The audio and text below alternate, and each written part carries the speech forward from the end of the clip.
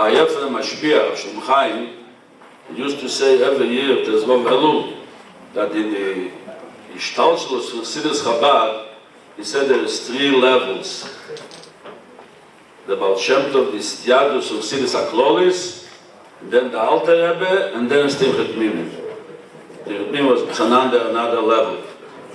It's very hard to Bekitzer to explain what Simchat Mimim, but the Nekudah for Simchat Mimim is we have to speak about Simchat Mimim today. Simchat Mimim is not a Psaposhterian, it's not a simple Indian. What's Simchat Mimim? We can say the Simchat Mimim is a big revelation as even Matniteria, it's not a Poshterian. The Etzem Inyan, the real Inyan for Chassidus, that Chassidus is shaykhs to everybody, started by the Sazman Simchat Mimim. Till then, in the time from the Alter Rebbe, Chassidus is only for Yechidus Gule. Cheder Aleph, Cheder Beis, Cheder Gimel, and also by the Mittler Rebbe, where is Chassidus the Nachlas Elam for everybody, for Bochim, young Bochim, that everybody have to learn Chassidus, and can learn Chassidus. The word the Rebbe says in Kuntas in Yonish of Chassidus, that Chassidus was given to everybody, that everybody can learn Chassidus and understand, even somebody was a Hotnish Geheich and a Shomer, is not a Mezucher. Everybody can learn Chassidus and understand a soft and understand the Hechster Dagas. A late double cotton, that everybody can understand Kettlichkeit. Every bocher, every little shite, and the Rebbe mentioned once that if I bring in 12 years, a kid from 12 years old. I'm not sure if your kids were 12 years old, the kids, even little kids, can verstehen the highest Dagas in Eire Sof, we can understand it as if we versteht Nigle. As if we can verstehen Nigle, nicht as if we versteht, as if we can verstehen. So that everybody says, the Rebbe said that the Rebbe, in many sikhs, every year the Rebbe used to speak about Tezvov Elul and Yudas Kislev. That Tezvov Elul is the middle Elul, Kai Mesire be Ashlemuso. So how much Shpia said, Chaim said that Kosher is Shaykhs. Why was Tezvov Elul, Bisyazet Chedesh Elul? So he said, as Avot, now the Rebbe's Avot, when they look for a name of Chassidim, which name to give them? The Chalal Chassidim didn't choose the name Chassidim. The Misnagdim gave a name Chassidim. Was a Avamine to call Chassidim Baalei Tshuva. The Avamine. Why? Not because Chassidim is Zindik Nasach. Because the way Chassidus explained Tshuva, the kids will know what Tshuva is. Tshuva Lord. When somebody sits, what's that Tshuva? Tshuva means get closer to Hashem. Vernenter zum Ebersten. If somebody learns Chassidus, versteht Chassidus, versteht a Inyan in Göttlichkeit, or das ist Tshuva. If somebody understands the concept of Chassidus, das meint Tshuva. That's it. Because we, Tmimim, we Talmidim von dem Tmimim, are not shaykhs to Averis. Why? As the Mashbiach Grenim says. The Alter Rebbe says in Tanya that in Oben, when you do certain Averis, you have to do certain Tanesim. Ufman Aleph. What do you do? But as only somebody is very strong, you can have a tonus. What are you doing when somebody is not so strong, you cannot make a tonus? You have to pay the Bitzdoke. What do you do if somebody is not strong and not in Geld? What should you do? You can sin only when you have money, when you're strong. Otherwise, so since we bochim haben nicht kein Geld, haben nicht kein Keach, können sie nicht sindig. Wir dürfen sie nicht sindig. So what's Tshuva bei uns? Tshuva nicht auf Averes. Tshuva means learn Chassidus, understand Chassidus. That's the real name von Tshuva. Und der Rebbe hat da geholfen. Eben sei große Mal, ich schefutzo meine Sefer Chutzo, das dem Chetmimim, des Pashtus von meine Sefer Chutzo, bechol Elam Kulei, hat die Bochum da gelernt Chassidus, mit der Sturm, the way that Rebbe wanted to learn Chassidus, ein bisschen auch mal Spoe auf sich allein, auf die ganze Stadt, like the Rebbe Rashab said, when he says in the Chetmimim, but the young Mashpia Greini, he says after a year, we see a change in the Bochum. When the Bochum were 1 year in the Chetmimim, he says, we saw a change. The problem today is that the Bochim are not a year in yeshiva, because 2 months are the camp, and other 2 months are Yom Tov, so very hard to see the shinoi. It's not a full year. In order to be a shinoi, you have to be a full, complete year, 12 months. 12 months macht a shinoi. And the Rebbe Rashab said also, Tichet Mimim was against the Askole, so the Maskilim, when they fight against Teiro Mitzvahs, Maskilim, the reformers, they said after the Rashab made them Tichet Mimim, he put us back 50 years. The watch was back 50 years. They told us the Rebbe Rashab said much more. So that's something. Yes, dvorim begay. We're talking about something very important. The care for the So the Rebbe says that this day, Tezvo Elul and Chai Elul, that's Yimei Zgula. That's the Rebbe's Losh in one of the Sikhs. It's very, very special days. We don't have every day. It's Yimei Zgula. I'm going to finish here because I'm going to be here tomorrow and after tomorrow. But the guest speaker is going to leave. So you have to let him speak. Okay, Shikoy. Before we introduce the next speaker, I just want to tell you that, first of all, in Chabad, there's certain words that not being understood by other people. First, you look, I am staying here, so as you call it, was my time see, Manche. I'm really not the Manche. The Manche that was supposed to be here is in jail. Poshet Begashmis is in jail. So if he's in jail, but this is in a Chabad language, when we say he's in jail, means that he went there for Mitzvoim, and he got stuck in jail. There's a whole story, but whatever it is, ich weiß nicht, die brought him. But the last message I got, that he's still in jail, and hopefully, to sein nachher was amitis. Rav Kaplan mentioned before that junge Kinder, even of the age of 12, the age of 10, are learning Chassidus. Also, we know that it's 120 years from this Yastus, and I saw a Yechidus, that a good friend of mine, when he went to the Rebbe told him like this. The Rebbe told him, Atomim is somebody that learns in Tomchet Mimim, somebody that learned in Tomchet Mimim, and somebody that well learned in Tomchet Mimim. Again, it's a Chabad language, it's a way of saying Chabad. You go in the street, you go in Cheder, and a man comes to this boy, he says to him, the boy says to him, did you put on film? He says, no. He said, did you put on film? He said, oh, of course I put on film. He said, how old are you? I am 9.5. What? I never knew that you put on film so young. He says, yes, sure I put on film with other people. This is a Chabad language. Somebody,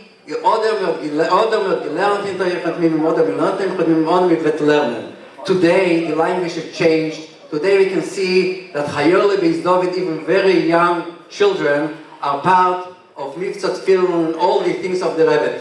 Just on the tables there is forms to fill out, people that are wanted to give their time just to make it more easy to write the days that are available. We have a younger man here, it's called Rabbi David Partush.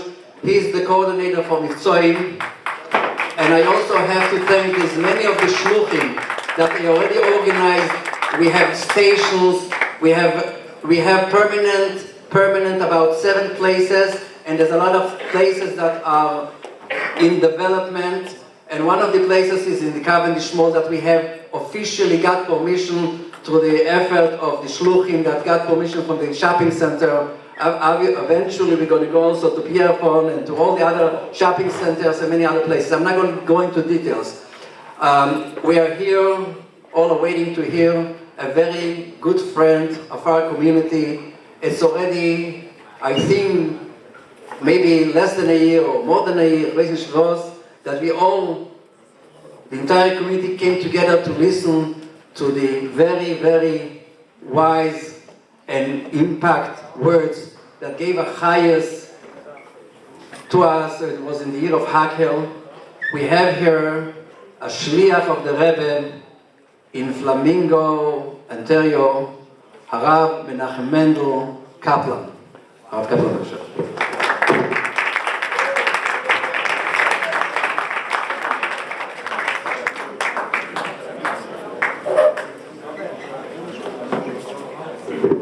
הרב קפלן ישראל. כסיבו וחסימתו לשונותיו ומסוכו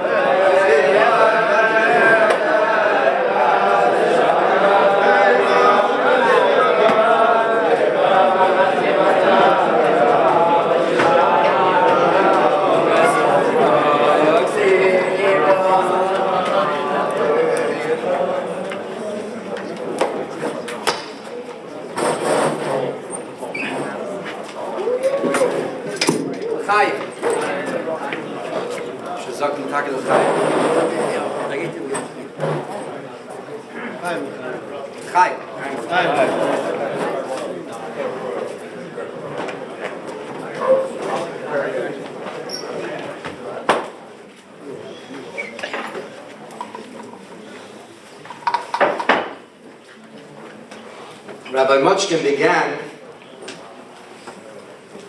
with V'yonisa v'yomarta. He referenced Amira. And Rabbi Kaplan spoke about Bali Tshuva.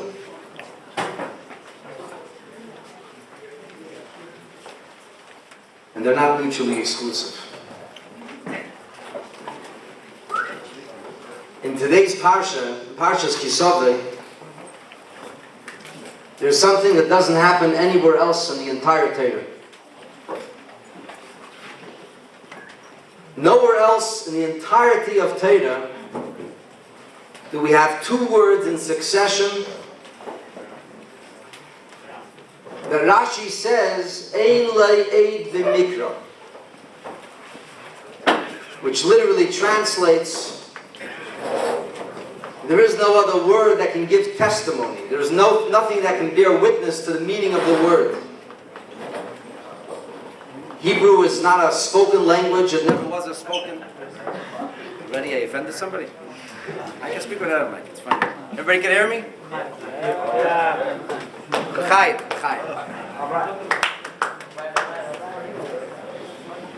Hebrew was never a spoken language for Yidden. We're talking about Hemchat Tmimim, we're talking about the Rebbe Rashab. It's not a secret that the Rebbe Nishmas Eden was very much against the quote-unquote reconstitution of ancient Hebrew. There's a famous story where Fola Khan and others overheard the Rebbe Nishmas Eden speaking very sharply about the concept of using Lashon HaKodesh for Divrei Chel. And because Hebrew, because Lashon HaKodesh, it's not a spoken language. And the reason it's not a spoken language is because language changes. Once upon a time, a hard drive was from Toronto to New York. And a mouse was something that if you saw it, you stood in a chair. Language changes. And even today, the mouse is gone. And the hard drive will soon be replaced. Spoken languages change. In the Kuzari it says that the Kagan Bek, the Khazar king, asked the Chacham. He said to him, if Avram was an Ivri, did he speak Lashon HaKodesh, Hebreish, Ivrit? So the Chacham said yes. So he said, when did he start speaking that language? Avram was an Ivri only after he came to Eretz Canaan. When did he start speaking Hebrew? Rabbi Yehuda Halevi says that Avraham Avinu, for Divrei Chol, he spoke Aramaic, Aramit. And Avraham Avinu did not use Lashon HaKodesh outside of Divrei Kodesh. And because Hebrew or Lashon HaKodesh is not a spoken language, because it's not something that we're familiar with, because those words aren't used on a daily basis, so as they say, in language, you use it or you lose it. And because of this, as time went on, there are certain words in the Torah which we simply don't know what they mean. They're not part. This is impressive. L'chaim.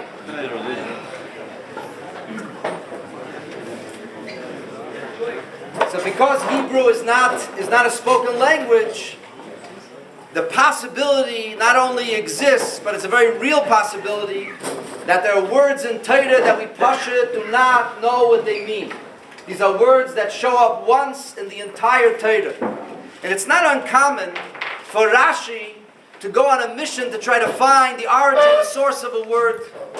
And sometimes he finds a word whose meaning is very obvious and clear somewhere in Chumash. And on occasion, Rashi will find a word later on in Tanakh. And sometimes there's not really a word in the Chumash or anywhere in the Tanakh. And Rashi will use a word from the Mishnah. The third try. Rabbi Machkin, if this dies now, am I free?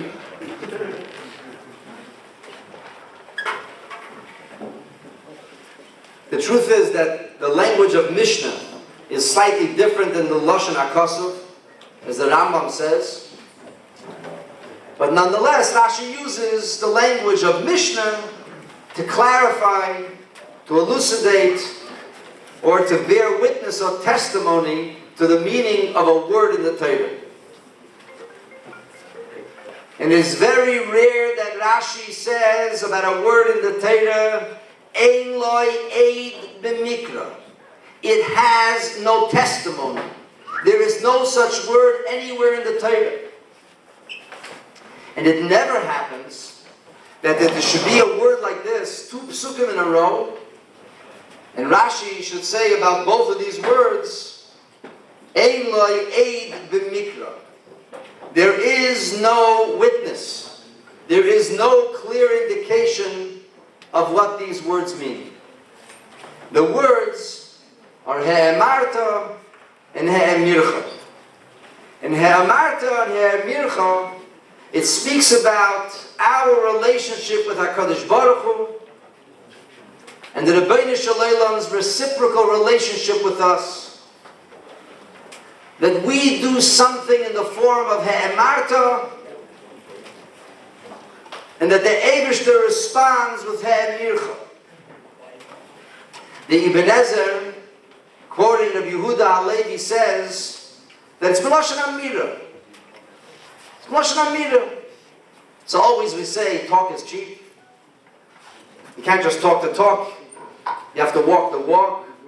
And here, the Ibn Ezer says, he says, Das was a Yid retzach haruis. The fact that a Yid is ve'onisa ve'amarta, which Rashi says it's haramas koil, he raises his voice, he speaks loudly and proudly and clearly. He doesn't hang his head in shame. He's not uncomfortable. He feels free to communicate. He says Shema Yisrael. That nurtures, that cultivates and develops our relationship with HaKadosh Baruch Hu. The Kli Yakar says that this is natural continuation of Ve'anisa Ve'amarta. Because Ve'anisa Ve'amarta is the need for us to raise our voice. By Meiser, Vidi Meiser, it doesn't say Ve'anisa, it only says Ve'amarta. And the reason the Mefarshim say is, you're supposed to be proud that you didn't give Meiser for 3 years. You have Meiser stuck in your house 3 years later, you're going to talk about this in front of everybody. This you whisper into your sleep. But when you say Shevach Veidah to the Rebbeinu Shalom, so then there's Ve'anisa Ve'amarta. Sagt Rashi, Ve'anisa ve'amarta is not the meaning of he'amarta and he'amircha. Rashi says it's Lashon Havdalah, and Rashi says it's Lashon Hafrosha. As mir seien Mavdil den Ebersten, und der Eberster is uns mafrish. That we designate the Rebbeinu Shalom in a singular fashion, that a Yid expresses himself with love and loyalty to HaKadosh Baruch Hu and to HaKadosh Baruch Hu alone. And the Eberster, in turn, embraces us as his children. And then Rashi says a very funny thing. Umotzasi, aber ich gefunden, sagt Rashi, that there is etwas Eid b'mikra. That until in Kapitel Tzadik Dalet, over there it says, Yis'amru kol pe'elei oven, which Yis'amru kol pe'elei oven means that pe'elei oven, that people who are evildoers, that they glorify themselves, they're proud of themselves, because they do bad things. So Yis'amru, it's Meloshen Tiferes. Stellt sich a Pasha te Shaila. Adol sagt Rashi, Ein le'eid b'mikra. Rashi makes a statement, an astounding statement, 2 words in the Torah, Ein le'eid b'mikra. There's no such words anywhere in the entire Tanakh. There are no words that are able to point a finger, shed light, and clarify the meaning of Ha'emarta and Ha'emircha. And in the same Rashi says, Motzasi. Alababach Engel can tell about that. Rashi didn't say Motzasi. What does that mean? Kapella Atzum. Motzasi? Gefunden, Ein Le'eid makes the statement, and then he says Motzasi. Zefaran HaMeredike Sicha von dem Rebbe. But the Rebbe is Masber Kam V'Kam Advarim. Why Havdalah, why Hafrosha? The difference between our relationship with HaKadosh Baruch and HaKadosh Baruch with us. And then the Rebbe says a Meredike thing.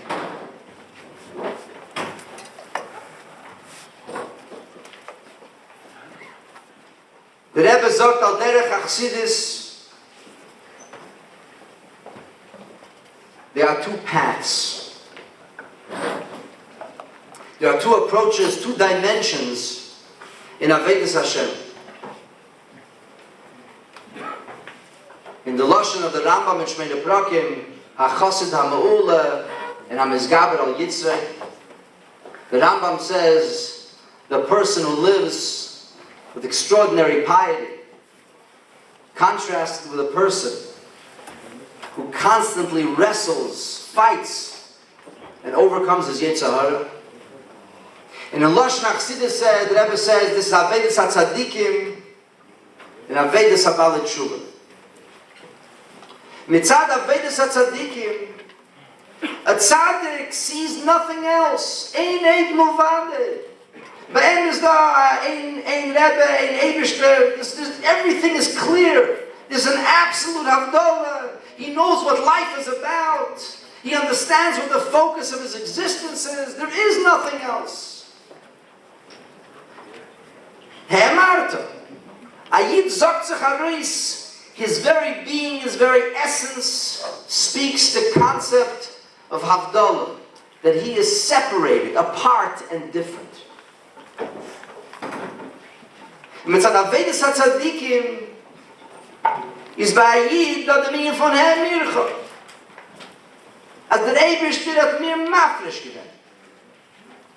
That HaKadosh Baruch Hu set us aside, that the Eberster guckt sich zu and delights in the activities of every small child. That the whole world is not smoking. That for the Eberster Yesh Meirabah, in a moment of Yisraelus and Yerushalayim, that's what it's all about. There is nothing else. The ganze Welt schmeckt Tabak. That's Avedas HaTzadikim. Ein le'eid b'mikra. There's nothing like it. There's nothing like this statement of exclusivity anywhere in the Torah. There is nothing like Parshas Kisaveh. Rashi says, Matzasi. Shuv Matzasi, the Ein of Metzia. So the Rebbe says finding something. People speak about a find. Speak about something which you didn't expect, didn't anticipate. It's off the charts. Not predictable. When we talk about the concept of Metzia, the Rebbe says that Rashi returns to He'emarto and He'emircho, and he says there's Avet Tzadikim, you knew no other way. But then he says, then there's the Baal Tshuva. The Baal Tshuva did know another way. The Baal Tshuva did fall away from the path that is straightforward and correct and proper. The Baal Tshuva does have experiences which are checkered and colored, unusual, outlandish, even indecent. And when the Baal Tshuva comes home, when the Baal Tshuva is able to dedicate himself in a way of He'emarto and He'emircho, this is a glory. This is incredible. Thus is Lashon Tiferes. So Rashi speaks to us really in two languages. Avedas HaTzadikim, Avedas HaBalei Tshuva, and that brings together the holy words of Rabbi Mochkin and the sacred sayings of my dear cousin Rabbi Kaplan and L'chaim. I'm going to continue, don't worry. This is just a segue, L'chaim. So I want to tell you a little story. It happened about an hour and a half ago. I try not to leave my house or my office without holding a pair of tefillin in my hands. I mean no disrespect to these beautiful tables, but I wouldn't know what to do with this. I don't need a table. I don't need a yarmulke. I have a yarmulke already. And the bag goes in my pocket. And I put on tefillin with people. What do you need a table for? Why do you have a time when you're putting on tefillin? Mitzvah tefillin is a way of life. I don't leave my house without tefillin. I just try not to. I do forget sometimes.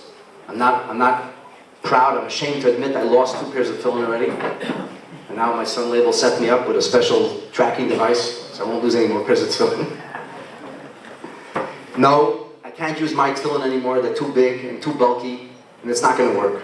You have to make an investment. $1,400, $1,500. You buy a mohudedike, tiny tefillin, ksav arizal, the tachlis ahider, as a yid zol legen tefillin, nei mo, zol taka legen tefillin, mit sheine tefillin. Tachlis ahider. So about an hour and a half ago, Rabbi Mochkin was kind enough to pick me up from the airport, which is rather embarrassing for a young fellow like me to be picked up with an elder chassid. I figured, this is Rabbi Mochkin tut in Bittel. Took me to this hotel, and I was walking at a mincha, and I asked myself, I'm now finding myself in what's called the Yerushalayim of Canada. Ados the Chaltz Yidden. Why would I take tefillin with me? This would be a ridiculous thing to do. Stand up, sit like in tefillin. But then I said to myself, who knows? Who knows? So I was walking, I had my tefillin. I bumped into a guy right here, right across the street from Yeshiva. I look at him, he looks at me, I smile at him. I do a lot of smiling, by the way. I never ask anybody if they're Jewish. I smiled at him, I said, you look so familiar. Never saw the guy in my life. He says, yeah? I said, Shalom Aleichem. He says, Shalom. Oh, I have a live fish, Baruch Hashem. I hug him, I say, tell me, I put on tefillin today. He says, it's like, it's like, so I start moving his sleeve up. He says, no, I really can't do it now. I said, why not? I have the tefillin right here. What's the problem? I'm going somewhere. I said, 30 seconds. We'll put him on, we'll take him off. Before he knew it, he's wearing my yarmulke anyway. I said, you're wearing my yarmulke anyway. It's like, don't be stupid. Let's just do this and that's all. And he put on tefillin. And we even took a selfie, which I will post on Facebook. And I'm telling you the story because I am a Baal Tshuva. When I was a bacher, מבצעים, gotta go מבצעים. This is going מבצעים, go מבצעים. I had the unfortunate reality of being the oldest in the Kaplan family. I had no brothers and no uncles. I couldn't inherit a tefillin root from anybody. Everybody in yeshiva inherited a root from somebody. Chavish, I have nobody, no relatives. I'm the beginning of the next crop. So first you have to find like a place to go in Manhattan, right? You think, I realized then the politics between shluchim, it started when we were 13 years old already. This is my building. You know how to come in this building. It's Manhattan. Can't come in this building. For approximately 7 weeks, me and my Nevtzayim Chavrusa, Shui Rosenblum was a shliach in Caracas. We went from building to building and we were routed out by the local shluchim who owned the building. You have to understand this. 14-year-old boys in Lubavitch, they own buildings in Manhattan. It's like a musa. And finally, I found a building that nobody owned, so I bought it. It's my building now. It's 1400 Broadway. I remember like, 23 years ago, whatever, I was like, I met my wife, and you're supposed to take to Manhattan. I don't know where I'm going. And I pass by and say, that's my building. That's mine. What do you mean it's your building? It's my building. What do you mean? 1400 Broadway. I found a building nobody goes to. I blick me getroffen. I want you to know that I went to this building, me and Shui went to this building every single Friday with Kabbalah's El Atzuma for 6 months, from Cheshvan to Nisan. And every office we went into, we were thrown out on our heads. We don't care. Every office. And sometimes with zilzul and curses. Comes Pesach. This is before the days of the beautiful l'chaims. This is the old thoughts of the week that smelled like a fish factory that nobody was interested in looking at. But then in Tzach they gave out matzahs. A yellow bag with a matzah. And we're giving out matzahs to the people who don't talk to us, and don't look at us, and don't let us in the door. And one guy says, who brought me those crackers? So the secretary opened the door approximately 2 centimeters. And that was the biggest mistake she made. We both got our foot in the door and said, we brought the crackers? Who? I hear a voice. And this mamash has durchgebrochen. And at that Erev Yud Aleph Nissen, we got into this one office, John Roberts, and this guy put on tefillin. And from that time onward, everything all of a sudden changed. Everywhere we went, the doors were open to us.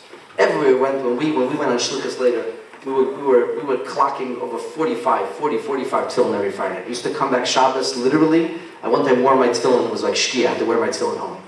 We leave right after davening. I know I shouldn't tell us to the Bachar, but that's how it used to be. Right after davening, we leave, and so a few years ago, I'm at the National Jewish Retreat, and I'm supposed to fabring. So, and then there was a shliach who was about 15 years older than me. He was very intimidated. I'm not sure why. He was like, he didn't have what to do, so he said, okay, go fabring. He said, but capital's fabring. So fabring with capital. So he starts fabrenging about kleine pishes, which I suppose was me. Kleine pishes, was his main, kleine pishes. Anyway, he fabrenged by kleine pishes about an hour, and then he left. And he said, since I had the privilege of being called a kleine pishe, I want to tell you a story about when I was a kleine pishe. And I tell over this story. And then we verbrengt. Verbracht was, it's 4 or 5 o'clock. A guy walks over to me, and he says to me, Rabbi Kaplan, I'm so ashamed. That's what you're ashamed for. He said, I'm so ashamed. I said, did I offend you? Why you? He says, maybe I shouldn't tell you. I said, what, are you joking? Now you're not going to tell me? What's your problem? He says, I recognize you from 1400 Broadway. I used to throw you out every week, he says, with relish. I threw you out for the geschmack. These nudnik kids. He says, I want you to know something. Every week I threw you out, I felt terribly guilty. And he says, I am one of the people who never let you into my office. But every week you came with those tefillin, and we felt so guilty. He says that when I left New York and moved to Florida, I said, you know what, I have more time on my hands. I'm going to find out what's going on with Chabad. He said, I am the president of my Chabad community right now. And he says, I want you to know, it was all because of that kid.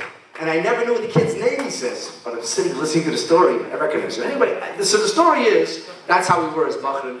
And as Bachrim, Hanachas Tefillin was an Inyan Ikri and Atzmi. No, I didn't walk around with Tefillin the whole day. I was a yeshiva Bachar. I was in Crown Heights. But I really tried to take Tefillin wherever I went.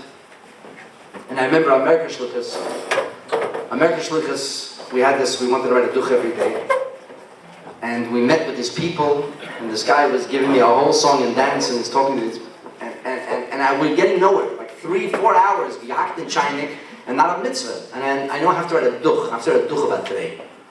So the duchim every day, what am I going to write? Gehakt in Chainik 4 hours? And the guy was telling us that he puts on tefillin which are not kosher, that he knows they're not kosher, but he dafka puts on the tefillin because it doesn't make a difference. And he tells us the ma'aseh with the Baal Shem Tov with Kukariku. He says, achiluk. Okay, 20 years old, I'm trying to argue back. Anyway, at the end, we have to leave, and I'm just thinking about one thing. I got a duch to write, and I have nothing to write in my duch. And I expected this guy to blow up on me, but I figured, I got a duch to write, but blow up. I took a deep breath. I said, listen, I know you're not going to like this, and I understand it, but like, my tefillin got checked just like a few months ago. It would really mean a lot to me if you would put on tefillin again with like, my tefillin. And then I put my head down and I waited for like an explosion. And the explosion didn't come. And he says to me, long pause, he says, you have restored my faith in the Chabad Lubavitch movement. He says, a few months ago I went into a place where people should have asked him to put on tefillin. And he says, and I asked them, I didn't have my tefillin with me, I asked them. And the guy said, it's somewhere in the back. And he said, I walked out of the store, I didn't put on tefillin that day because they didn't care to put on tefillin with me. And I said to myself, if Lubavitch is not putting on tefillin anymore, it's over. He said, today, when you care that I should put on tefillin, he said, you restored my faith.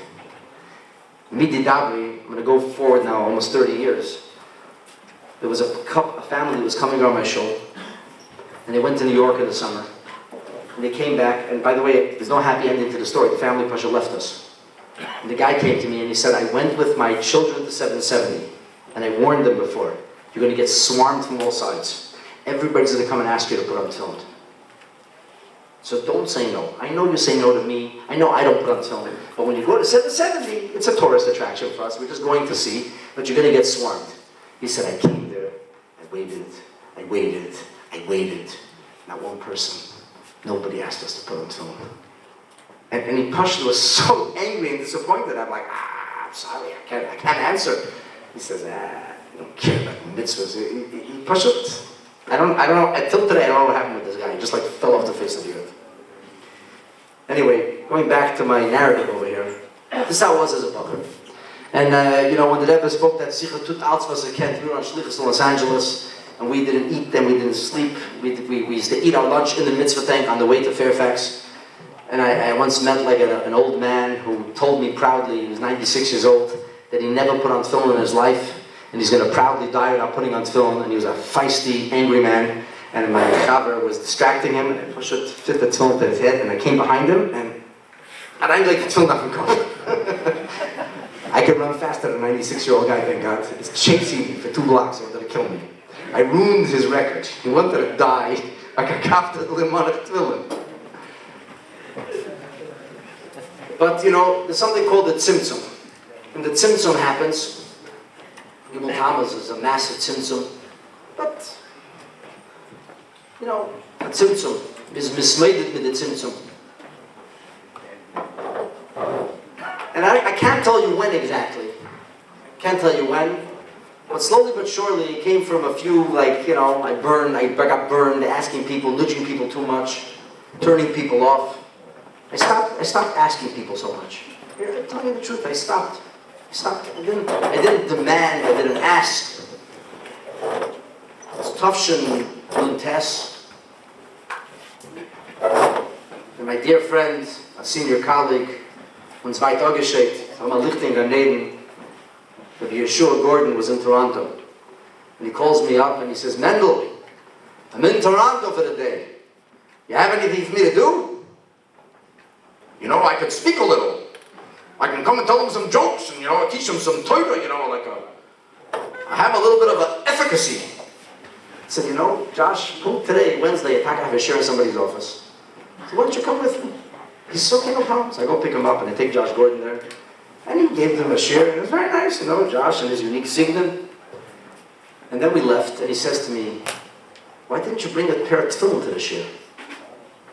I wanted to dig a hole and bury myself. Why didn't I bring a pair of tefillin to the share? I didn't have an answer. I said, I don't know. He says to me, man, it's past the share. If you're giving a share somewhere, bring a pair of tefillin. And so, from that time onward, as Chatoy on Imasker, I started to bring a pair of tefillin every single week, and eventually 3 or 4 pairs of tefillin, and we put them on a whole bunch of people together, and this share continues, and the people put on tefillin, some of them already put on themselves. And then was another story. Somebody spoke about vacation. Who spoke? Who spoke about vacation? Mantcha spoke about vacation. So I once, I took my kids to Niagara Falls. For us, it's 2 hours away. And at some point, I'm with my kids in Niagara Falls, and the guy walks over to me and he says, are you Pakistani? I said, are you crazy?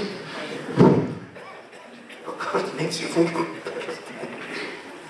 You have the cover of the head, you have the beard. I said, I am Jewish, not Pakistani. I'm sorry. Anyway, I have a share with Rabbi Shochat, we learned together, and I told Rabbi Shochat the story. I said, I felt so terrible. If you say start going, how could such a thing be? I gave it tzitzos and I got apart. Rabbi Shochat says, Vini, it's a sign from Shomayim, you don't have enough for Yiddish tziyuch. How much longer? I can't grow my beard, this is what it is. You have to figure something out. We figure something out. You got the point. Figure something out. So from then on, when I went somewhere, I always had film with me in the carriage. And then, this is over the course of 2-3 years. Then I once was talking to my friend Moshe Nu, the famous Mונטריאול icon who can't see tonight. I guess he's here in spirit. So he tells me that he was once in Eretz Yisrael, and he was in a kinyan, and 2 guys come over to him, and they say to him, Ata Chabadnik? It's like, it feels good, you know. Ken, ani Chabadnik. Yesh לך תפילין? Says, no. אתה לא Chabadnik. No, I can't Chabadnik. He said, lama אין לך תפילין? Anyway, Moshe told me from then on I decided to buy a little pair of tefillin, and he's going to have him hooded to get tefillin. You should always try to have tefillin with him. So a lot of these little stories started to happen to me. And the Rebbe Pashat Momaila was mekar of me and brought me back to the path of Torah mitzvahs. That I have to Pashat, daf kochen Sachen mitzvah tefillin. And it's something that happened more and more and more. More and more. I'm going to tell you a story, but I have to say l'chaim for this first, because I don't have it right. Some of you will laugh at me, but I'm going to tell the story now. L'chaim, l'chaim l'bracha. So about 13-14 years ago, I'm sitting in my office, and all of a sudden everything goes dead. Everything goes dead. The computers go dead, the lights go dead, the air conditioning, everything goes dead. I come outside. It seems that somebody hit a electric pole on Bathurst Street. And you ever see like dominoes? 2.5 kilometers of electric poles fell. Straight down Bathurst. The whole Bathurst went out. It's 4:45. Okay, I usually work till 6 or 7, but I put in a day's work. I'm leaving the office. I don't live very far from Chabad. And I think to myself, I see a crowd gathering on Bathurst Street. Everyone wants to come see what's going on. I think to myself, du Stück Schwanz, du gehst daheim. Da sammeln sich Menschen. Chabad 80-90% Jiden. Go get a table, stell weg a Tisch, und hebel einen Film mit Jiden. So I called 1 or 2 of the local Mekuravim, and we put up a table, and we put on film till Shkia. Didn't stop. Till Shkia. Then we had to make a minyan for Mincha, and we pulled people off the street. I still meet people who remind them that I pulled them off the street. And that night, I had a murdered challah. And in the challah I saw the Rebbe with a smile like... And to me it was like a clear thing. You did what you didn't want to do. You did what I want you to do. clear. There was that Baruch Hashem was a little nachas ruach that was caused that day. So this is a thing that I got more and more into. And it came to the point where now, Baruch Hashem, I try, Pasha, not to leave anywhere without a pair of tefillin. And really, you don't need a table. I'm telling you, like, it's kol hakavod to the table, and if you're a table guy and that's the only way you're going to do it, the emes is that every single Lubavitcher chassid has to invest in a tiny pair of tefillin, and you cannot be found ever without tefillin. And the people are expecting it from you. A few weeks ago, it's not like I post stuff on Facebook. I know he said he doesn't have a table, he doesn't have Nerz Yisrael, very much. There's many young likes out to go with tefillin, and the people there figured out, besides having tables in every other corner, they also figured out how can you do that somebody's running, somebody's going somewhere, they made this special bag, it goes like this, right here. Tefillin shel yad, tefillin shel rosh. You can basically go as he walks, put on the tefillin with him, and it's not a problem. There's a yarmulke here, there's a krishma here, whatever you want. It's a very practical thing. All right. It's cheaper than the little tefillin. I still like my little tefillin. By the way, it's Mehuda the tefillin. And we have in Montreal here 50 pairs of tefillin already here for Mivtzoim and for people that will take upon themselves to put on tefillin every single day. We're giving a pair of tefillin.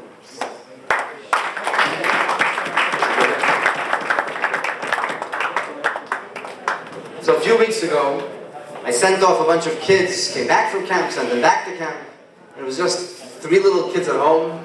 My wife said to me, let's do something with them, do something. Okay, do something. What do you want to do? Let's take them for lunch somewhere at the restaurant. Fine. So I'm sitting at lunch with my kids, and I have my tefillin with me, and I see some people that I know, and I'm thinking, really, it's not fair to my wife, it's not fair to my kids, I'm always running away from them, putting in tefillin people, but Le'idav, they're part of this too, that's life. And I have this whole gerangle inside, between my Yitzhak and Yitzhak, and finally I said to my wife, listen, there's people there, come sleep in 10 minutes, she said, go do what you have to do. And I get up and I right outside in front of the big glass thing, restaurant, put on film, people take pictures.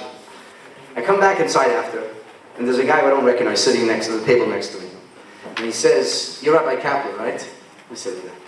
He says, I'm your friend on Facebook. Yeah, you win $5,000. I have no idea he's my friend on Facebook.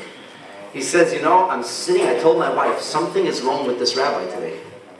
Always on Facebook, he puts on film with whoever he meets. And here he's sitting and he's having lunch. Something is not right. I don't know what happened to him. He says, Baruch Hashem, you didn't disappoint me today. My dear friends, mir darf sein im Reben Sieden. Und im Reben Sieden darf ich gehen mit Film, wo sie gehen. Wo du gehst, wo du stehst. There's no such metzias that you go somewhere and you don't have a pair of film with you. Here's something very interesting that I recently discovered. By the way, if I get boring, you could just throw things at me and I'll stop. I know it's about Chassidish Verblengans, I know about the salad, that's fine.